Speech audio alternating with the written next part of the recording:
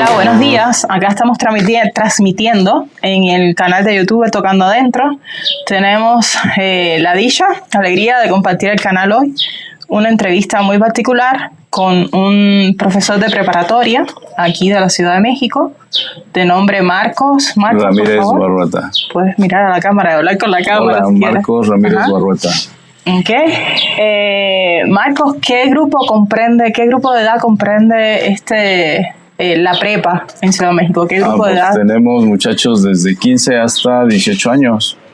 Los de 15 son de cuarto y los de 18 o un poco más grandes pues son de sexto año. Y bueno, Marcos, ¿cómo es tu experiencia? O sea, ¿cómo te sientes dando clases? ¿Cómo se siente con estos muchachos? ¿Qué describirías?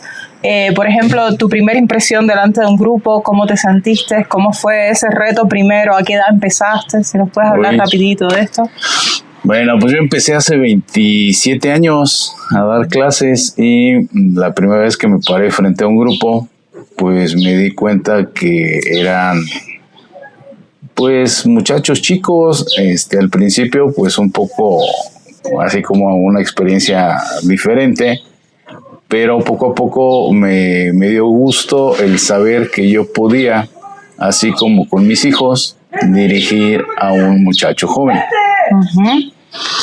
¿Y tienes alguna experiencia que transmitir de ese primer día de clases? ¿Cómo fue la experiencia ese primer día? El primer día, pues bueno, dimos lo que era el temario, las reglas de convivencia, que hasta el día de hoy siguen siendo pues las básicas. De hecho, hay una regla para mí que es fundamental, que es el respeto al profesor, el respeto a sus compañeros y que tengan apertura en su mente para poder trabajar con cualquier tema. Okay. Marco, ¿y qué es lo que impartes? ¿Qué materia impartes? La materia es informática para los de cuarto año e informática aplicada a la ciencia y a la industria para los de sexto. Vemos un poquito de robótica, vemos un poquito de programación de computadoras, vemos, pues en esencia, o sea, los de cuarto por lo básico, que aprendan a usar el internet, lo analicen los temas. Y los de sexto, pues que hagan que unos juguetitos funcionen. Okay. ¿Qué tipo de juguetitos? Pues algunos robotitos, algunos drones, algunos robotitos de pelea. Ya. No sé, depende del interés del muchacho. O sea, supongo que es una materia súper interesante para ese grupo de niños. O sea, es súper curioso, ¿no? Tener que lidiar con un robot, cómo se ensambla, cómo se manipula. Exacto. Sobre todo porque hoy todos los muchachos traen un celular. Y resulta con que pues ellos creen que al traer un celular ya tienen el mundo en sus manos. De hecho, a mí me ha tocado la experiencia de que cuando yo veo algún tema, los pongo a investigar en el internet, les pido que me lean lo que dice ahí y después les hago una pregunta, les digo, ¿qué entendió? Y en la pregunta ¿qué entendió? Empiezan los problemas porque luego no entienden lo que leen. Claro. ¿Y esa vocación de dónde viene? ¿De alguna parte de la familia? ¿La eligió por sí mismo? Pues yo llegué a la prepa por una clase de 2 horas. Y después de que empezó a pasar el tiempo, le empecé a agarrar el gusto porque yo daba clases saliendo de mi trabajo. Trabajaba de 9 a 2 y luego me iba a dar clase en el intermedio de la comida y pues ahí. Y a veces daba clases en la mañana o en la noche. O sea que ya venías con la semillita ya. Pues más bien como que yo vi una experiencia agradable para mí. De compartir experiencias, pero sobre todo de ayudar o de dirigir a muchachos que muchas veces estaban solos. Viven en una casa, tienen una familia, pero sus papás trabajan todo el día. Entonces yo vi como una necesidad de que alguien los dirigiera. Y pues en alguna manera pues soy como el papá virtual de ellos. Qué bien, qué bueno. Antes de empezar el podcast nos estábamos calentando un poquitico, o sea, estábamos hablando un poquitico de cómo íbamos a interactuar, ¿no? Y bueno, porque es un vecino, y entonces, bueno, yo le preguntaba si lo podía tutear. Pero me es muy difícil tutearlo porque yo vengo de Cuba y allá casi siempre cuando estamos en determinados rangos, ¿no? De profesorado, de escuela, universidad, no sé qué, casi siempre se trata de usted. O sea, es muy difícil delante de un profesor tutearlo porque existe ya como que hay algo ahí como que a uno le es muy complicado. Entonces yo voy a intentarlo, pero casi siempre me va a salir el usted porque ya es lo que uno tiene, ¿no? Es la barrera esa de respeto de hablar ya con un profesor, ¿no? Pero también debemos de entender que cuando nosotros hablamos entre amigos, no podemos tener títulos. O sea, yo soy Marcos, tú eres Esperanza y platicamos. Ok, vamos a intentar. Vamos a seguirlo. Ya le preguntaba cómo fue su primer día delante de un grupo. Estuvo nervioso, tenía toda la energía, lo que sabía ya. Pues el primer día fue así como impactante porque pues nunca había estado yo al frente de un grupo de muchachos. Cuando yo empecé a escribir en el pizarrón, luego les pedí que copiaran, después les expliqué qué estaba pasando. Pues algunos estaban ahí como que perdidos, haciendo un poquito como de escándalo, no ponían atención y pues ya fue donde empecé a decir, a ver, pongan atención. ¿Qué edad tenías? Pues hace 27, pues tenía como 28 años. Oh, muy joven, muy joven. Y la experiencia de trabajar con jóvenes siempre fue en Ciudad de México, desde donde saltaste, o sea, empezaste en Ciudad de México. Sí, aquí siempre has tenido la experiencia. Ok. Y bueno, hablando un poquitico ahora de los retos, ¿qué reto te ha representado en tu vida personal ser maestro? Reto personal, pues el estar siempre actualizado, porque yo no puedo llegar a una clase sin que yo sepa los temas que los chavos investigan en internet. O sea, a veces me preguntan de cosas muy, muy nuevas. Y a veces las sé, a veces no las sé, pero las investigo y yo siempre les respondo. Si puedo responder ahí, pues respondo ahí, pero si no puedo, investigo y después les digo. Claro, yo en mi opinión particular, siempre que uno está dando clase, como que uno de alguna manera aprende también, porque las personas en lo de allá como siempre entregan algo y entonces como que ocurre algo, como que aprendemos todos a la vez, uno en una materia determinada, pero a veces ellos nos empujan a nosotros también a aprender, a buscar, a investigar, y eso también forma parte de ese ensamblaje de crecimiento al unísono, ¿no? De hecho, yo creo que yo tengo que darles gracias a todos mis alumnos que yo he tenido, porque ellos tienen mucha energía. Y cuando tú te metes a un salón donde hay 60 muchachos, te llenas de energía. Entonces, alguien me dijo una vez que uno no se veía tan grande. Y yo les hice el comentario, le digo, pues es que yo me vengo a echar mis baños de energía con estos muchachos, porque ellos son energía pura. Exacto. Yo los dirijo todo, interactúo con ellos y se me pega un poquito de su energía. Sí, el intercambio que ocurre, como que uno se reactiva, se renova. Y finalmente, pues ellos me mantienen joven, diría yo. Intelectualmente, pues yo leo mucho todos los días. Algo que yo podría decirles a ellos es: aprendan algo todos los días y lo que lean traten de entenderlo.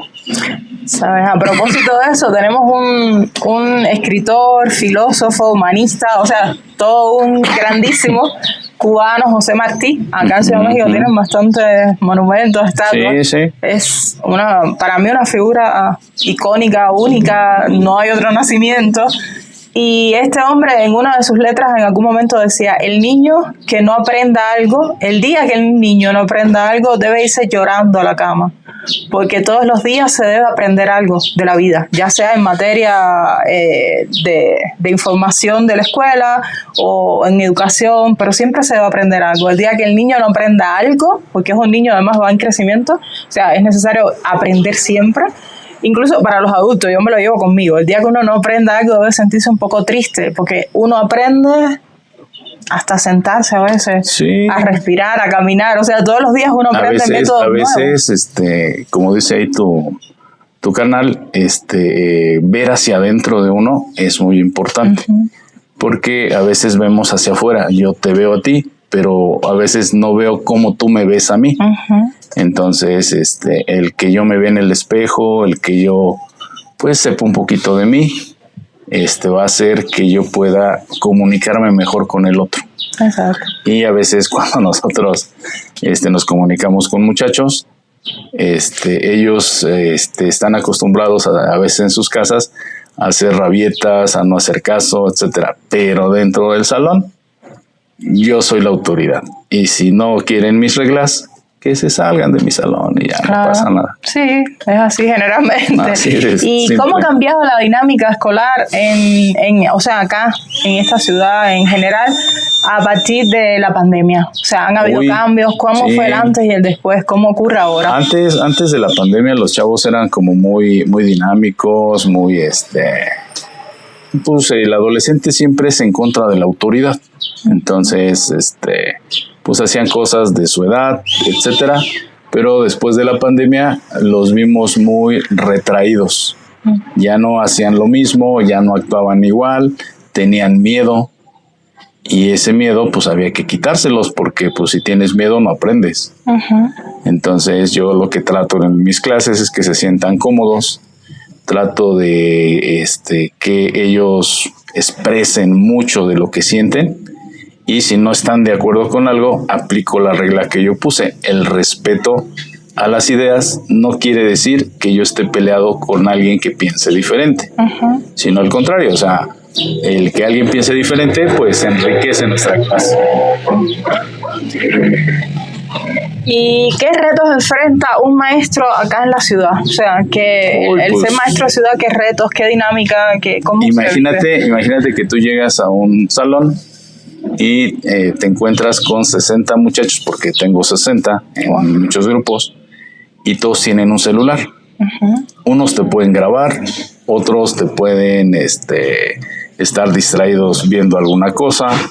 Pero yo hago varias dinámicas. O sea, la primera es, cuando veo que están distraídos y no quieren poner atención, les digo, levanten sus manitas. Es un ejercicio muy simple. Levantas tus manos, pero al levantar las manos sueltas el celular. Entonces, como no lo pueden agarrar, pues no pueden estar diciéndome que distrayéndose. Entonces es una. Otra, los muchachos que pues viven en las redes sociales y todo eso, les tratamos de enseñar que la tecnología te ayuda 50% y te perjudica 50%. Entonces ellos tienen que tener en su mente que aún teniendo un celular, no saben nada hasta que no lo puedan decir ellos con sus propias palabras la información que ellos obtuvieron, o que puedan tomar una decisión. O sea, esa sería, como diríamos, una manera de conectar con ellos también. ¿Cómo conectas con ellos cuando están un poco disociados, cuando están... Pues con temas que ellos históricamente el adolescente es muy solidario. Ahorita, por ejemplo, pues, hubo un temblor allá en Venezuela, y si estuviéramos en la prepa, ya estuvieran haciendo su colecta de víveres para llevar a la embajada y que se los lleven para allá. Entonces el adolescente es muy solidario, pero pues luego muchos líderes de los mismos estudiantes ocupan esa solidaridad para manipularlos. Entonces hay que enseñarles. Y tú en lo personal, ¿cómo conectas con ellos? O sea, en los grupos, por ejemplo, de niñas, niños, ¿es más fácil con las niñas? ¿Es igual? No, es igual. O sea, para mí el adolescente pues es un niño, sea hombre o mujer, pero lo que nosotros queremos es qué trae en la cabeza, y que queremos que, de acuerdo a los temarios, en la primera unidad investigamos internet, o sea, que ellos aprendan a hacer búsquedas de información precisas. Luego en la segunda analizamos la información que encontramos, y en la tercera hacemos la parte de resolver problemas utilizando la computadora. Hacemos programitas de computadora en lenguajes de programación. Entonces, lo que yo dejo en ellos es una forma de pensamiento para que ellos se beneficien de cualquier tema que tenga necesidad de investigar, y que siempre aprendan a resolver el problema. Luego les hago preguntas muy simples. Digo, ¿saben cambiar una llanta de un carro? No, pues que sí. A ver, díganme cómo. No, pues quitamos la rueda, sacamos la otra, se la cambiamos y ya. Y le digo, ¿y dónde está el gato? ¿Y dónde está la herramienta? ¿Y dónde está todo lo demás? O sea, son pasos y si no los haces en ese orden, pues no la cambias. Claro. Entonces trato en la medida de lo posible de que su pensamiento sea lógico, pero sobre todo real. Y pues el otro día les dije, a ver, ¿cómo hacemos un sándwich de jamón? Y me decían ellos, ¿y cómo para qué? Pues es que necesitas los ingredientes, necesitas poner la mayonesa, ponerle el jamón, el queso, el jitomate, o sea, todo, un orden. Y es una secuencia de pasos. Entonces, si tú me dices que sí sabes y no me dices cómo, pues entonces no verifico que sepas. Me voy a apuntar a un taller, no a clases privadas. Creo que necesito un poco de aterrizaje, de ingredientes y concreción. Y bueno, en el tema de la sexualidad, ¿cómo se maneja en las escuelas con los adolescentes? Híjole, es un tema. ¿Llegan muchachas embarazadas a esa edad?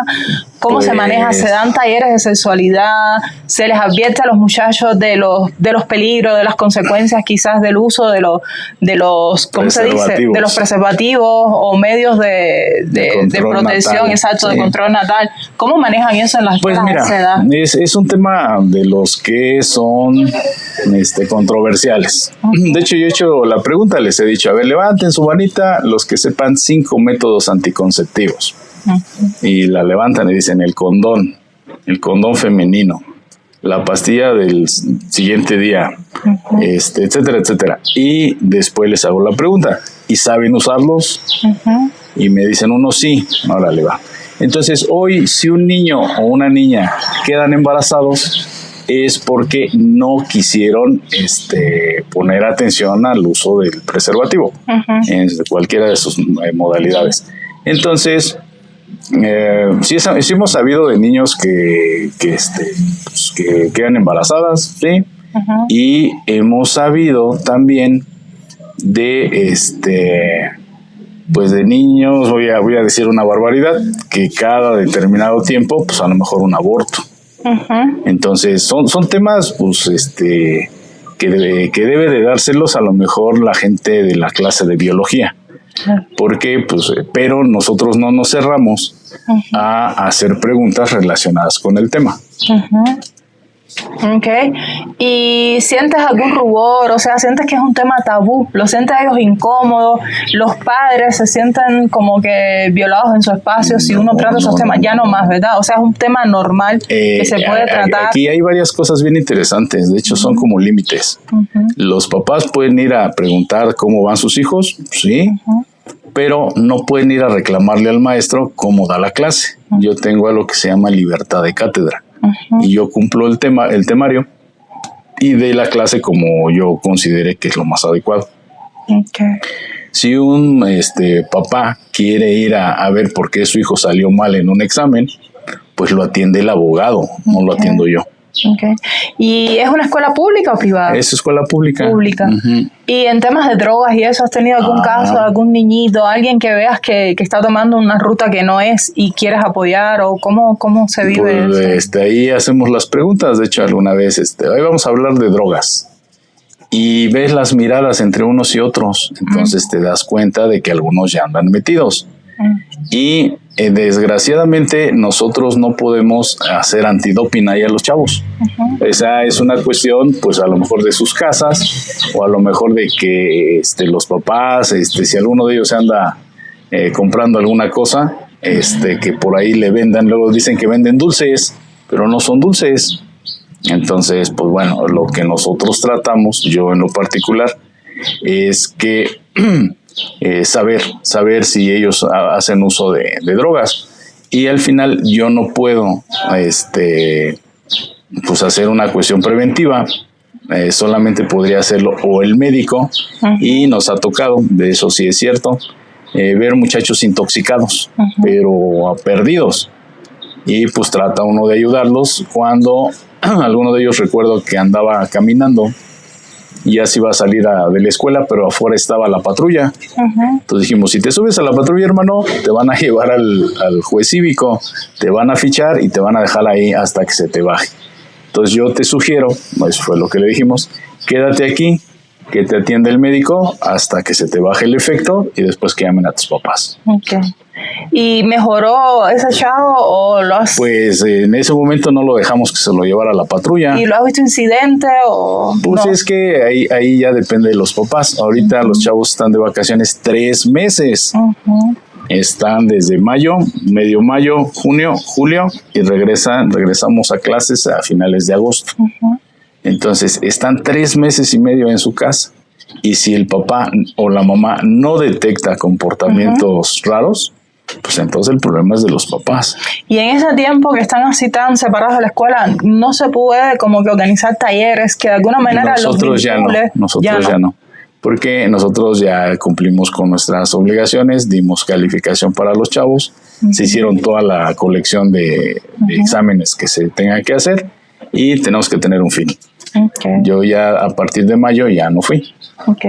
¿Y qué cambios crees que necesita la educación media superior acá en Ciudad de México? ¿Qué propondrías? ¿Qué así muy, o sea, cómo lo ves? ¿Qué sugerirías? Pues si alguien por ahí escucha, te voy a decir algunas cosas que los mismos alumnos dijeron. Querrían ellos un comedor porque pues algunos sí desayunan en su casa y otros no. Entonces, que te dieran comidita, un desayunito, una comida, a lo mejor. Cena, pues no creo. Pero esas dos cosas sí sería algo recomendable en todas las escuelas. No sé qué costo tuviera, pero pues habría que ver qué implica. Otra cosa que yo creo que es muy importante, campañas de prevención de drogas, porque estoy seguro que de todos los alumnos que yo tuve, el 10% al menos la ha consumido una vez. Entonces, eso podría ser 2 cosas básicas que yo podría hacer. O ver que alguien lo hiciera, ¿no? ¿Y cómo imaginas, por ejemplo, la escuela del futuro? Nosotros ya vivimos la escuela del futuro.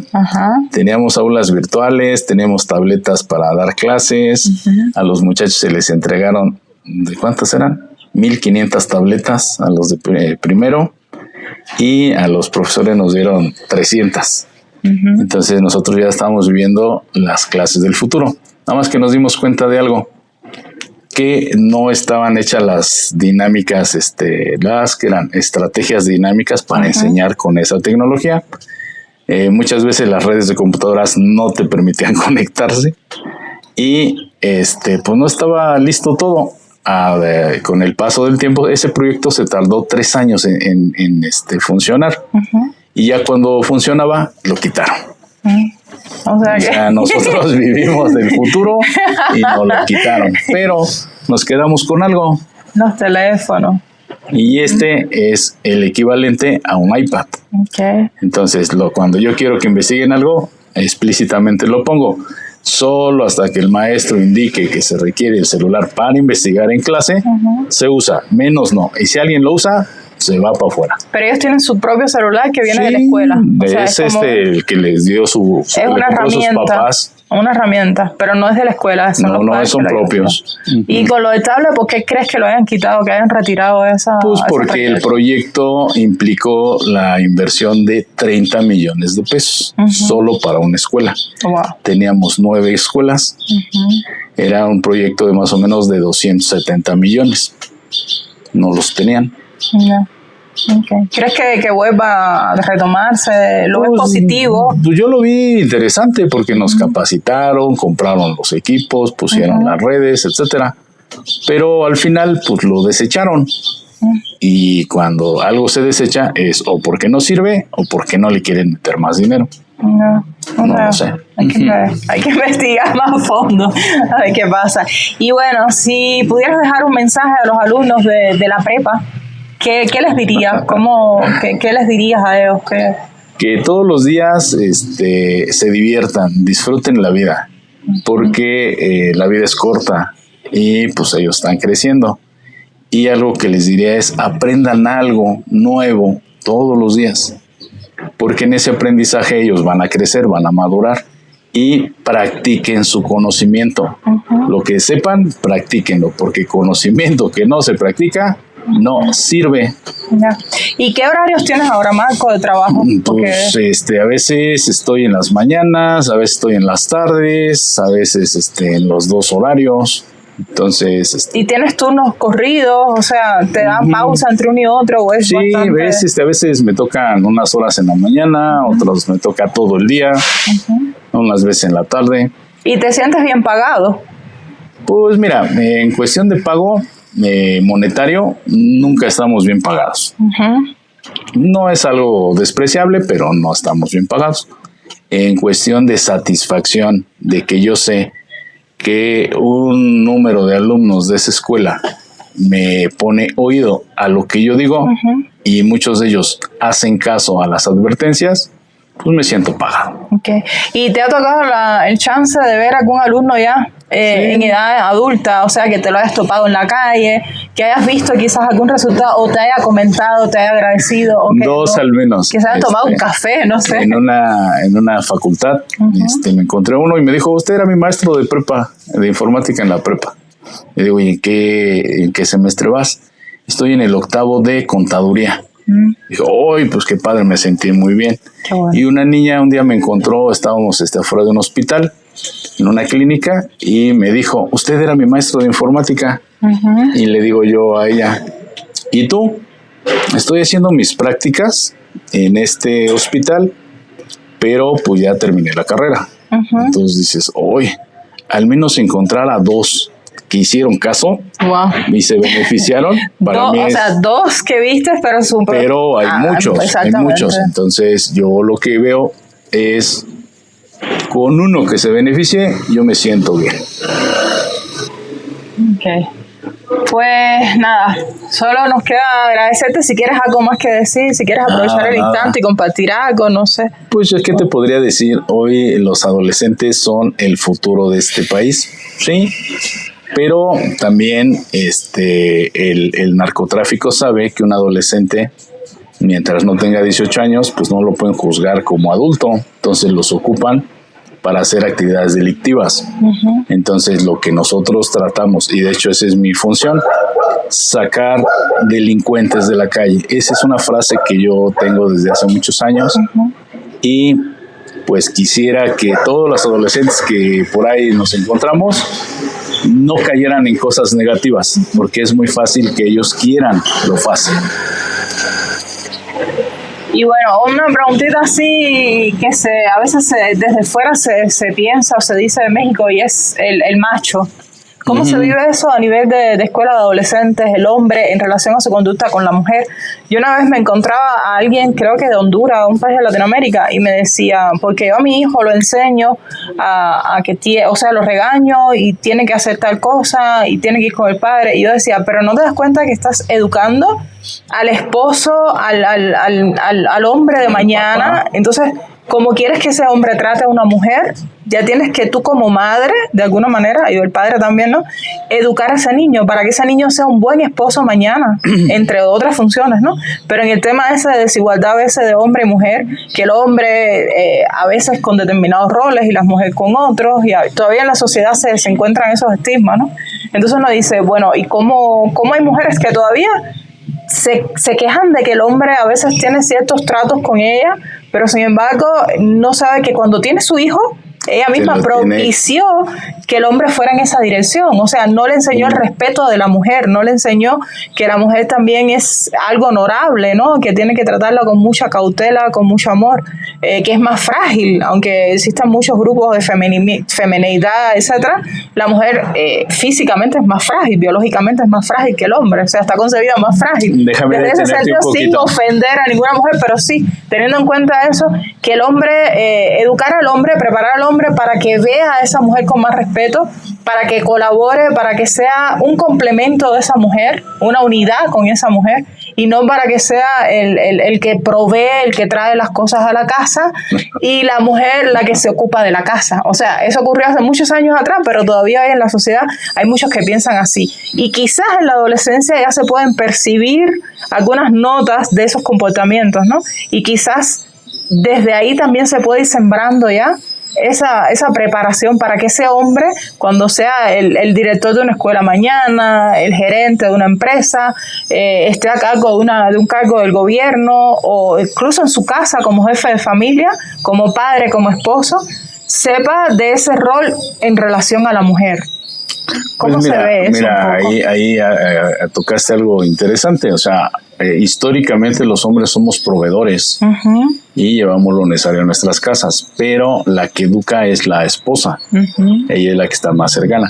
Últimamente se ha cambiado porque muchas mujeres salieron al mundo laboral a trabajar. ¿Y qué crees que pasó? Que en lugar de ser complementarios, nos volvimos competidores. Porque ahora la mujer dice, yo gano más dinero que tú, yo tengo un mejor carro, yo soy más que tú. Y algo que te iba a decir, que a lo mejor es un error de percepción, las mujeres no son débiles. En mi opinión, una mujer es alguien muy fuerte y muchos vivimos nosotros en nuestra sociedad el matriarcado. Desde la abuela, la esposa, la hija, todos. Entonces, algo que en este momento estamos viviendo es una lucha de poderes. O sea, no es de que tú seas más débil o seas más, y el otro sea un abusivo. Si algo no te gusta, puedes meterle una denuncia y hacer que el otro entienda que está mal. Pero si tú permites que el otro te abuse y no dices nada, pues el problema eres tú. Pero en esa adolescencia ya se vislumbra eso, en la clase se ve un poquito algún varón que vaya por encima de la niña. Algún niño tiene muchas novias y ellas se dan cuenta y pues luego lo mandan por las cocas. Y al revés también, una niña tiene muchos novios. A uno lo ve aquí, a otro lo ve afuera, al otro lo ve en su casa. Entonces, pues se ven conductas, pero hasta que no haya una sanción o alguien se lo haga notar, pues no pasa nada. O quizás crear también talleres donde se pongan con estrategias que se vea. El otro día me tocó ver en la calle un niño que traía una especie como de peto aquí y aquí adelante traía un bebé, pero no era un bebé real, era un muñeco. Y a mí me pareció interesante porque pues el que tú como papá de un bebé lo traigas cargando, pues estás ayudando a la esposa. Exacto. Entonces, el que ya te empiecen a meter ideas acá en tu cabeza de que tienes que ayudar, de que ahora nada más la mujer no los cuida, sino tú también tienes que participar, pues es un cambio de mentalidad. Claro. Y aprovecho y rectifico, no, quizás la palabra no es debilidad de la mujer, pero sí me refería a la fuerza física. O sea, en fuerza física sí el hombre es más fuerte. Generalmente al 97 quizás por ciento está dotado de una fortaleza, ¿no? Pero las mujeres son fuertes espiritualmente. Sí, tenemos una fortaleza. Yo he visto, y lo voy a decir de esta manera, yo he visto mujeres que parecen piedras y no se vencen con nada. Es cierto. Entonces alguien me dijo una vez, ten mucho cuidado cuando te topes una mujer enojada. Y le dije, ¿por qué? Porque la mujer enojada desconoce y no desconoce solamente la cuestión de la fuerza, sino puede hacer cosas que te pueden lastimar o te pueden dañar. Entonces yo así como que tú me digas que alguien es débil y otro... Sí, pues yo me refería a fuerza física. O sea, el hombre puede cargar cosas físicamente que a la mujer le cuesta menos. O sea, es algo que hay que... Algo que te puedo es una decir, realidad. Algo que te puedo decir es, una mujer hace 5 cosas y nosotros solamente hacemos una. La hacemos bien, pero ella hace 5 y cuando tú dices, yo nada más hice una, pues sí, pero ella hizo 5, ella tiene la capacidad de hacer multitareas. Sí, es cierto. En cuanto a capacidades, hay cada cual en su lugar, por eso llamaba al complemento, que cada quien tiene sus facultades, sus capacidades, incluso más allá del género. En algunas cosas. Hombre o mujer tienen capacidades, a veces, como decimos por ahí, todos tenemos un poco de femenino y masculino dentro, y uno desarrolla a veces un poquito más el otro, según la casa que le ha tocado vivir, según la experiencia que ha tocado vivir, ¿no? Pero lo malo está cuando las mujeres salieron a trabajar, pues ahora ocupan ese dinero que ganan para decirle al otro, pues yo gano más que tú y tengo un carro mejor que tú, entonces por tanto yo soy el jefe. Y le dice el otro, pues ¿qué crees? Que aunque tú creas que eres la jefa porque gana más, pues yo soy el jefe y no necesito ganar más dinero. Es una lucha medio especial. Sí, es un poco complicado eso, el tema de sometimiento por poderes, pero bueno. Entonces, bueno, para no salirnos de ahí, porque necesitamos 3 horas más de discusión, quería agradecerte, Marcos, por la experiencia, por estar acá, por tu tiempo, que es oro, el tiempo es todo, Sí. por recordarnos justamente que la educación es lo que, o sea, es una de las fuerzas mayores para dirigir una sociedad, para crear un espacio, un mundo, un entorno más vivible a todos, más grato, más respetuoso, con más afecto hacia todos. Y bueno, que al final sí, la educación es como que la fuerza motriz de la sociedad, o sea, es la columna vertebral. Es una herramienta que hace diferencias. Tú hace rato me dijiste algo interesante. Dijiste, es que estoy acostumbrada a no tutear a la gente. Y yo, con muchos amigos, cuando tenemos a lo mejor el mismo nivel, decimos es que somos iguales.